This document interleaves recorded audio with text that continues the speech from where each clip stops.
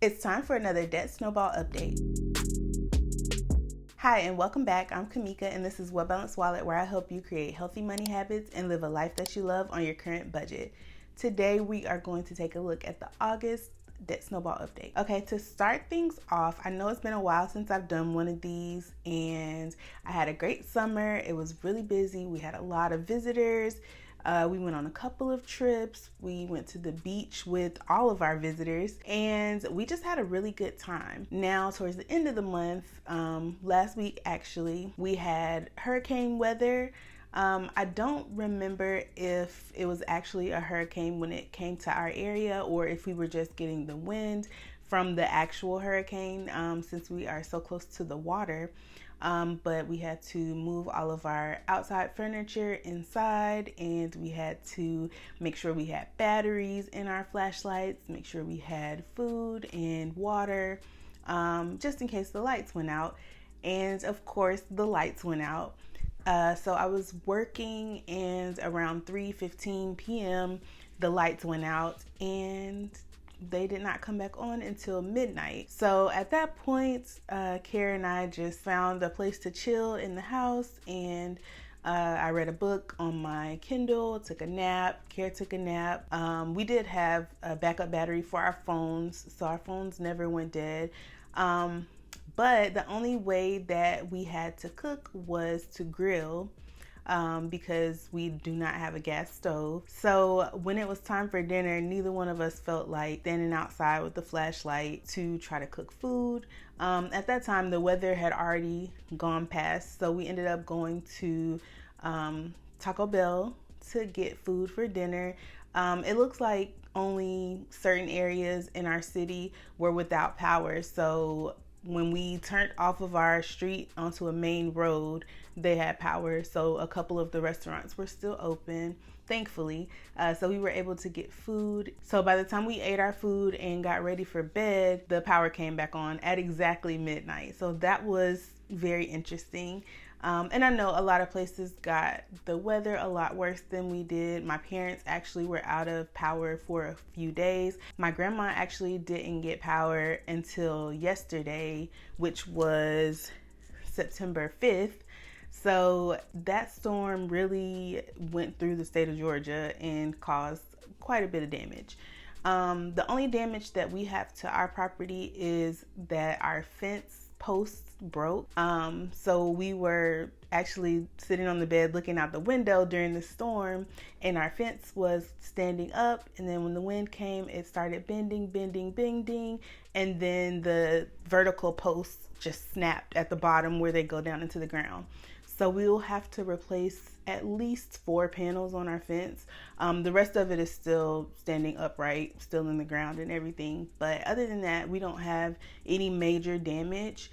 So yeah, I will update you guys when we figure out what we're gonna do about the fence. So that was an eventful wrap up for August. Now let's talk about our debt snowball. So at this point, I have concluded that there are no outstanding bills for me for my surgery that I had in December.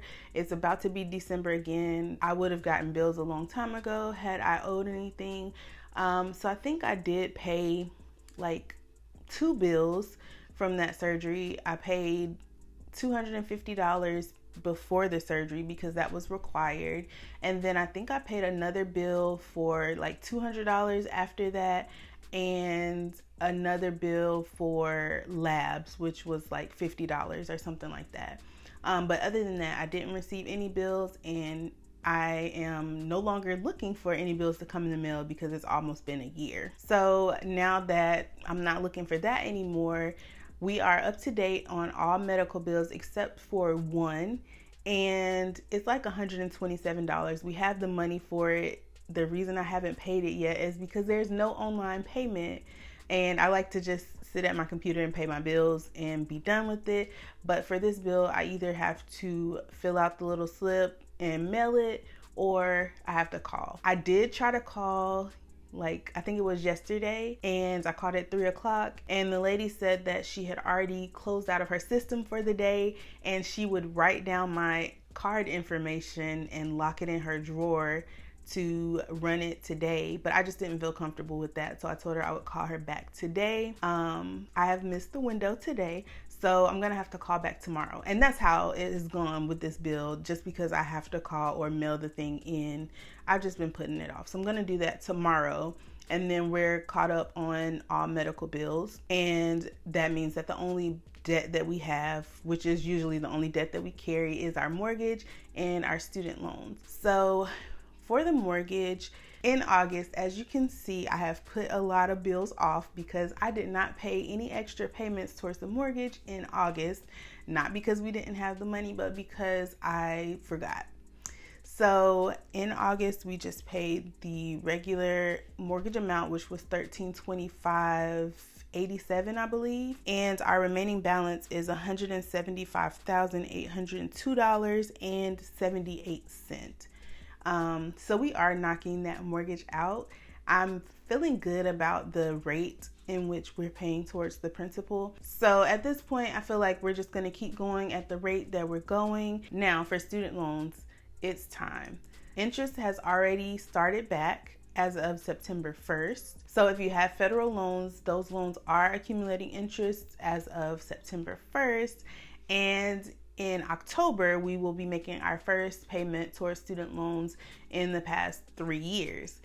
With that being said, I have to figure out what we're going to do. So if you watch the September budget with me, you will see my thought process on adding, I think it is $350 extra towards our monthly amount, the amount that's usually in our next month category, because the amount of money that we've had there for the past year or so is $3,650, and that covers all of our expenses, spending money and everything, but it's down to the penny. So now that student loans are going to be added into our budget, we're gonna have to increase that, because the last I checked, my student loan payment is going to be about $282 a month. And then I think CARES payments are gonna be around $141 per month. I'm not sure. I'm going to make a video in the next week to talk about the process of figuring out how much you owe, figuring out what your monthly payments are, and everything like that. So for now, I'm just going based off of what we were paying prior to 2020, and that is not accounted for in our budget anymore. So with that being said, I have to figure out if we're going to try to pay down our student loans aggressively, or if we're just going to treat it like a lifelong bill, because to be honest, we're going to be paying on those loans for years and years and years. I owe $20,000 more today than I did when I started paying them back in 2015. So we're just going to have this bill for a long time. And I don't know. We haven't decided if we want to pay these down aggressively and try to be done with them in the next 5 years or so, or if we just want to pay the minimum amount for however many years it takes. I'm not sure. We'll figure that out soon, and I will let you guys know. Okay, so moving on. To quickly go over our current savings, we have our emergency fund. The current amount that is in there is $3,650, and our goal is 3 times our expenses, so we're still working on that. Our next sinking fund is our new car fund, and we have $7,993.98 there. The goal for that is open because cars are expensive. We put something there every month as if we had a car payment, just to start building that up for when we want or need a new vehicle. Next, we have our medical expenses sinking fund, and we currently have $5,181.40 in that category. And our goal for that is $7,000, because I believe with the insurance plan we have, our deductible for a family is like $7,200 or something like that. I need to go back and look at that actually, but our goal for that is $7,000. So we are doing pretty good on that one. And then the last sinking fund is our Christmas fund, and we have $760.02 And our goal for that one is $1,000 by November 1st. And that's just so that we can start shopping early. And then also, I have a Christmas party every year, and I typically fund it without any help. So I want to make sure we have enough money for that. And yeah, I think that is all of our savings for now. And just as a side note, all of these sinking funds are saved in a high yield savings account, except for the Christmas fund. Since we use that one towards the end of the year, I just keep that one in our regular checking account. But it's easy to separate out because of YNAB. So I think that brings this video to an end. We've had a great summer, interesting into August, and we're looking forward to a good fall. We have a couple of trips planned, and other than that, we're going to be low-key because we need to figure out our new budget going forward with these student loan payments added. So yeah, that's going to be interesting. So now I want to hear from you.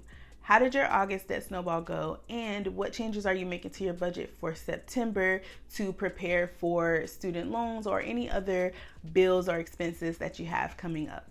Let me know in the comments. That's all for this video. Be sure to give it a like, subscribe, and click the link on your screen right now for more Well Balanced Wallet content. See you there.